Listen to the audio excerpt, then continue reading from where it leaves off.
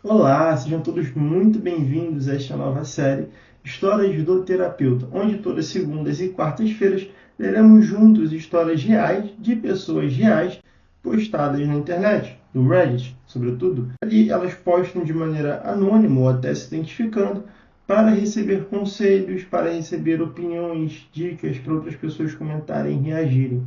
E então, logo depois de lermos, farei exatamente isso. Comentarei essas histórias a fim de trazer pontos interessantes para nós mesmos, né? Onde as histórias daquelas pessoas tocam na nossa realidade, tocam na nossa vida e como nós podemos aprender com elas para sermos pessoas melhores. Me chamo Emílio Francischetti, sou psicólogo, sou terapeuta clínico, na verdade atuo como terapeuta, psicoterapeuta, há mais de 2 anos, já atendi aí já não sei quantas horas, e além dessas diversas centenas, talvez milhares de horas que eu tenho atendido, também uma bagagem de formação muito extensa, incluindo 2 pós-graduações que eu estou terminando agora, terminarei início do ano que vem, em Psicologia Clínica e Filosofia Aplicada. Espero poder contribuir com vocês nessa jornada. Bom, primeiro episódio, uma introdução um pouquinho mais longa, mas vamos logo ao que interessa. O título de hoje, a história de hoje, tem como título Eu sou a vilã por contar a minha irmã que fica com o noivo dela estragar o noivado, mesmo que ela tenha voltado com ele. Esse é um tópico no Reddit, onde as pessoas perguntam quem estava errado, se era ela, se era a irmã, se era a família, se era o noivo, quem que é o vilão da história. Bom, ela começa se introduzindo, dizendo que tem 19 anos, que vem de uma família super religiosa, onde todos se casam rápido, por meio de casamenteiros. Ela, porém, é a ovelha negra, porque deixou a religião e começou a namorar, a sair, né, a ter lances casuais. A irmã dela, Marie, de 25 anos, é a favorita da família. Parece que são as 2 irmãs, não falam de outro, não fala de outro. É favorita, pois é bonita, inteligente, extrovertida, porém sempre teve dificuldade de encontrar o marido. Depois de uma série de relacionamentos fracassados, ela finalmente ficou noiva no mês passado de um rapaz de 30 anos chamado Christopher.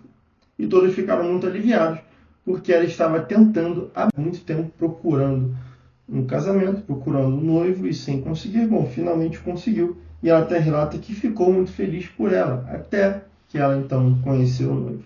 Bom, Christopher e eu, né, ela relata, ficamos no ano passado. Vocês tiveram um caso, tiveram um lance no ano anterior, e já dá até para, né, puxar algumas questões. Bom, eles são de uma família muito religiosa, muito tradicional, e ele me parece que não segue tanto isso, né? E aí ela começa, né, para contextualizar, eles se conheceram numa festa, e apesar dele ser religioso, ele é divorciado e não parece se importar com manter a pureza, coloca aqui até entre aspas. Eles ficaram juntos cinco vezes e ele foi o primeiro a dar em tudo, né? Beijo, relações sexuais, né? E tudo. Depois da quinta vez, ele disse que estava se apaixonando por ela, mas ela, jovem, não queria nada sério, né? Decidiu ali cortar antes que as coisas se complicassem. Também algo, até agora, né? Nada escandaloso, poderia dizer, né? E ela disse que queria fazer isso porque sabia que ele queria se casar e ela ainda não está pronta para esse tipo de compromisso. Então, ela diz que não voltaram a se ver, né? Não voltaram a encontrar. Até que, né, a irmã dela começa a se tornar noiva desse rapaz. Segundo que nossos olhares se cruzaram, ambos pensamos, merda. Naquela noite, Christopher me puxou de lado, implorando que eu não contasse nada para Marie. Ele disse que aquilo não significava nada, que era coisa do passado, e contar só destruiria a felicidade dela. Ele mandou mensagens, me ligou por uma semana, dizendo quanto Marie tinha passado e como eu destruiria a vida dela se contasse. No início, fiquei calado, não queria machucá-la, mas a culpa estava me consumindo, como se eu estivesse vendo ela caminhar para um desastre. Sentia que ela merecia saber, então contei. E que começa o problema nessa história, né? Ela já se relacionou com esse rapaz, então nada demais, mas ela decide, né, até para aliviar a própria consciência, poder dormir melhor, contar para a irmã. E com essa informação, a irmã saberia melhor o que fazer. Acredito que seria aqui a postura que a maioria de nós tomaríamos, né, se fosse conosco. Contar, então, depois que a pessoa saiba o que fazer com aquela informação. Na verdade, eu, pelo menos, né, faria isso. Questionei minha esposa, ela não sabe, ficou naquela sinuca de bico. Situação de fato um pouco complicada, um pouco chata, mas, né, bom, isso aconteceu no ano passado. Você agora sabe se esse cara é bom, né, se esse cara é o que você imaginava, ou se não, ou se esse cara, né, deveria ficar afastado. Bom, ela relata que, né, retornando à história, Marie não acreditou. Disse que estava então a sabotar a felicidade dela, porque não conseguia aceitar ficar solteira. Tive que mostrar mensagens e fotos para provar. Quando finalmente aceitou a verdade, ela perdeu o controle. Confrontou Christopher, que negou tudo, até que ela jogasse as provas em sua cara. Marie cancelou o noivado e foi aí que tudo desmoronou. Bom, até agora, nada. Nada demais.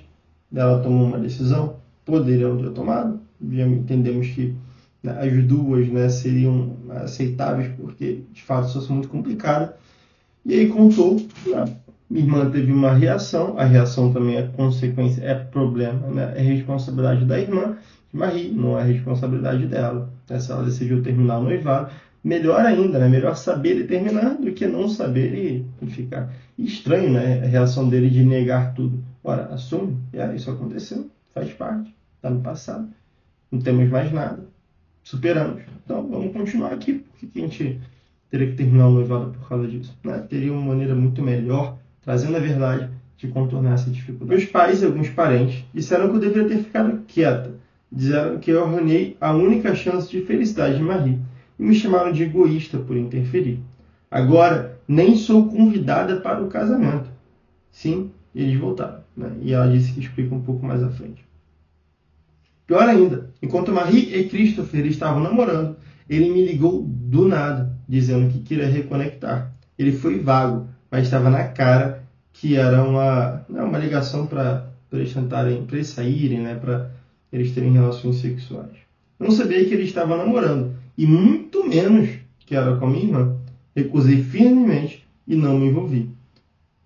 Porque, de fato, não tinha interesse. Né? Não tinha interesse em uma primeira pessoa, não queria, né?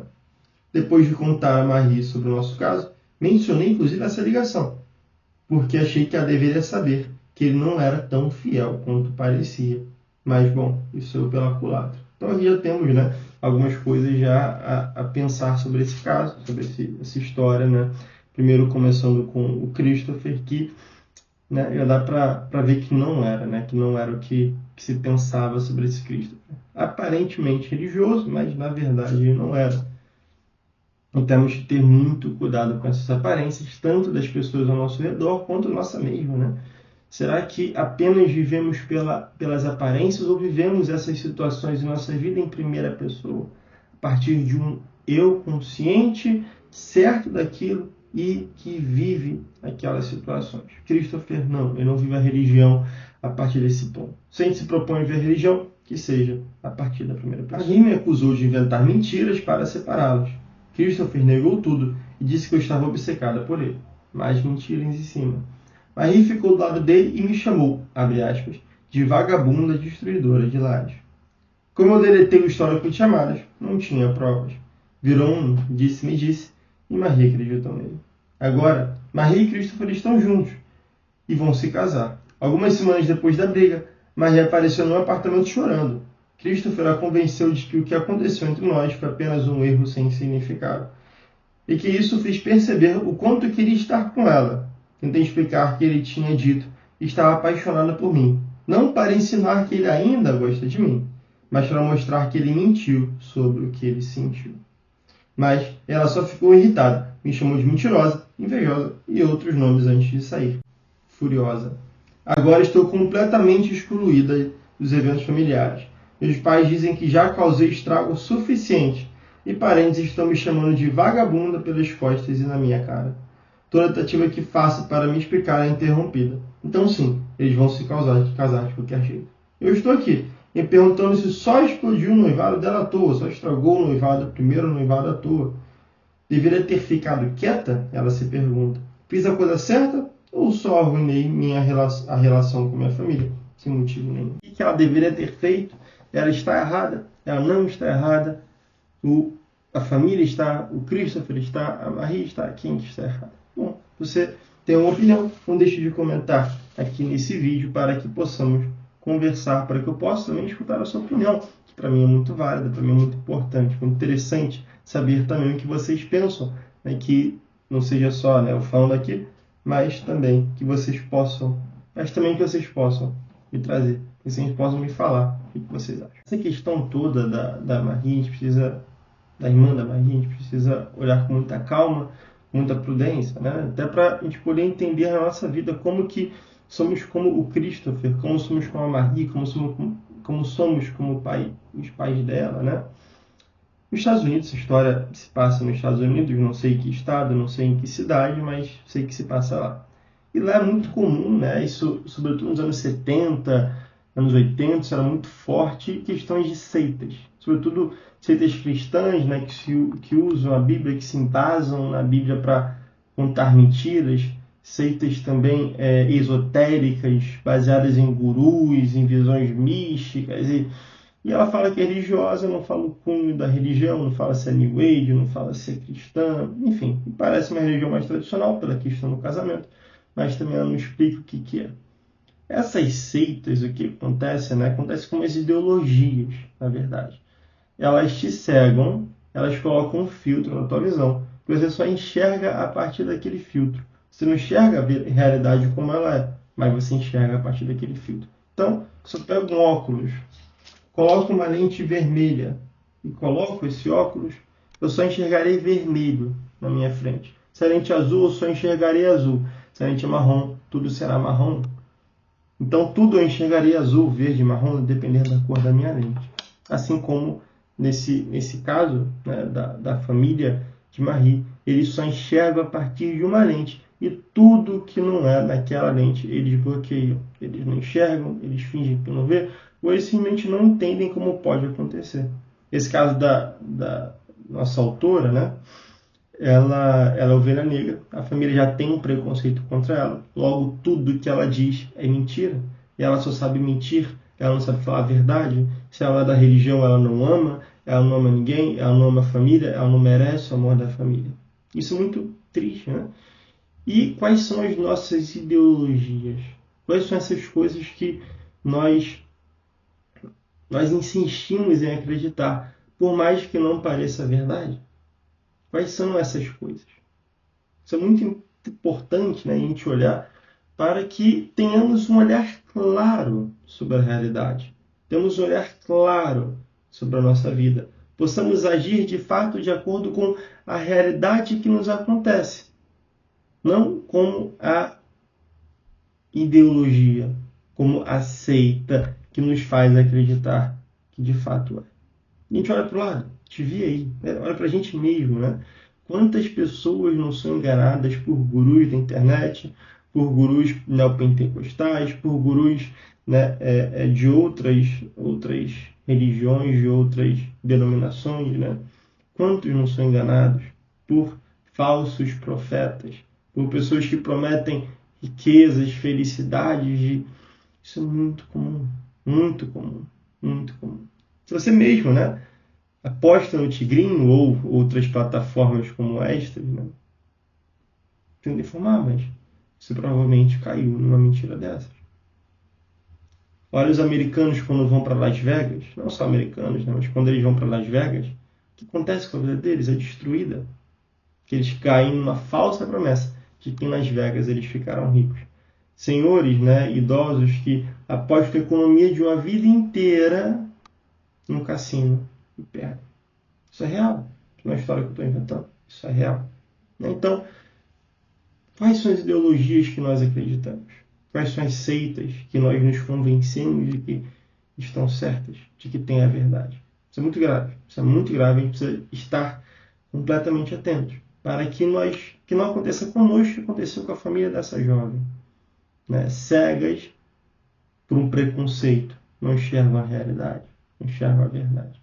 E, né, a protagonista fez certo. Fez o que ela poderia ter feito, na verdade. Como a gente já conversou, né, poderia não ter dito? Poderia. Poderia ter dito? Ela disse. Se ela não tivesse dito, o que aconteceria?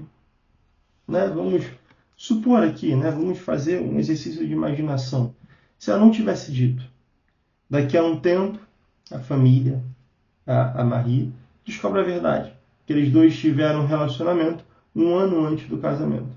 Que o rapaz não era virgem, que o rapaz, aliás, além de não ser virgem, né, por causa do divórcio, não sei se ele trouxe isso à tona, tinha tido relações com a irmã dela, tinha tido relações com outras mulheres.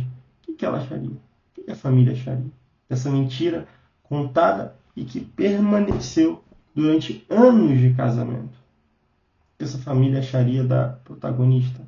E que a Marie acharia de nossa protagonista? Né? O que era melhor? Ter contado antes ou ter esperado descobrir? Talvez nunca descobrisse.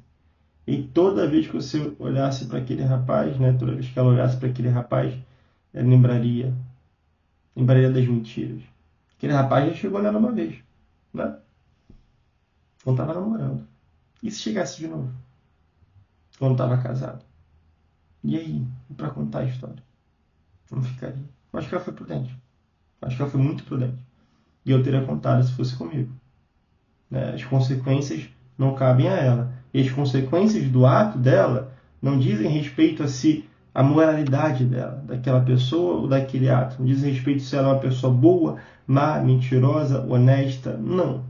Não diz respeito a ela. Digamos, né, um caso de um jovem que mata outro jovem, e aí ele é chamado no tribunal para dizer a verdade, ele diz a verdade, apesar da chateação daquela família. Né? Digamos que esse jovem que assassino seja um amigo de infância dele, as famílias são muito próximas, né? Muito amigas, muito convivem com frequência, e ele escolhe dizer a verdade a si mesmo, que de fato aquele rapaz é o assassino. E as famílias dele se separam. Amigos de longa data, desde a infância, deixam de se falar, deixam de ver. Aquelas mães que já eram amigas há muito tempo, aqueles pais que eram amigos há muito tempo, deixam de se ver por causa dessa atitude. E aí, foi moral ou não? Foi certo ou não? Isso que a gente tem que pensar. Nem sempre, né, quem chora, quem se sente ofendido, está certo. Muito pelo contrário. Isso é uma mania que a gente tem que devemos exorcizar de nossas vidas. Então, bom, vamos ler os comentários que outras pessoas deixaram neste post. Um rapaz aqui, também não tem o nome dele, Christopher é uma red flag andante, né? Essa bandeira vermelha andante. Eles usam muito essa expressão para indicar perigos, né? Indicar coisas que deveriam ser reavaliadas. Né? Marie está condenada a uma vida inteira de tristeza, até pelo menos que dure o casamento. Né? Marie vai ficar pensando se ele está realmente onde ele diz que está, se ele está traindo, se ele está falando a verdade. Esse casamento está condenado desde que os votos, né, serão trocados. Não, você não é, né? Você não é vilão, você não está errado. Outro rapaz comenta aqui, né? Ele se divorciou uma vez por uma razão. Esse cara é só um babaca, né? Sua irmã não pode dizer que você não a avisou quando ela vê que está num casamento miserável. Rapaz de 30 anos, no segundo casamento, misericórdia. É muito rápido, já é uma experiência de pessoas com 50 anos não podem dizer que viveram essa experiência, né? E ele já está aí já para o segundo casamento, talvez quando ele tiver 50 anos já está no terceiro ou quarto, né? De fato, né? O que eu comentei, bom, isso no futuro as coisas mudarem, né? Você vai descobrir sobre isso, como que vai. Outro comentou, Maria é tão desesperada para se casar que ela não tem nem respeito próprio, amor próprio ou ali, né, uma conexão, um pé no chão com a realidade. Espera até ele, né, o casamento começar de fato e ela não tiver mais ninguém aí porque a família vai ficar do lado dele, né, e dizer que ela tem que lidar porque se casaram e, enfim, ela tem que lidar com os problemas dela, né. Isso é verdade. Isso é verdade, ela vai ficar sozinha, não vai ter ninguém para contar, porque a irmã, que era alguém que ela poderia contar para falar sobre as mazelas desse casamento que ela terá, bom, ela mesma expulsou da família. Né? Um outro comenta aqui, né? Essa família e essa comunidade é um walking red flag, a mesma expressão, uma bandeira vermelha andante. Pela minha experiência, como quando vem para comunidade religiosa e traição, tem sempre, né, um caminho muito estranho. muito estranho, para indicar a culpa e para o perdão. E já vi traidores serem tratados melhores do que as pessoas que foram traídas, não era isso? De comunidades como essa, né? de seitas verdadeiras, né? E aí a moça que comentou, né, que trouxe essa história pra gente, ela respondeu a alguns desses comentários com a seguinte frase, né? Muito obrigado.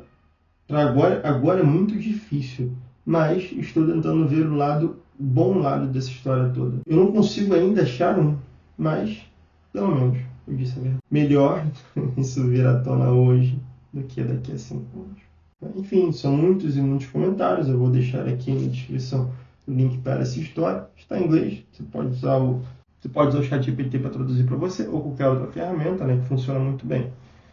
Ou se você souber inglês, né, já pega ali, já lê e já lê os comentários. São muito interessantes. Então é isso. Muito obrigado a todos que assistiram esse vídeo, ficaram até o final aqui comigo. Hoje é o primeiro episódio e então nos vemos no próximo. Episódio 2, uma história sobre toque. Muito interessante, que pode nos trazer um alerta para uma situação que é muito comum nessas casas. Então, até. Tchau, tchau.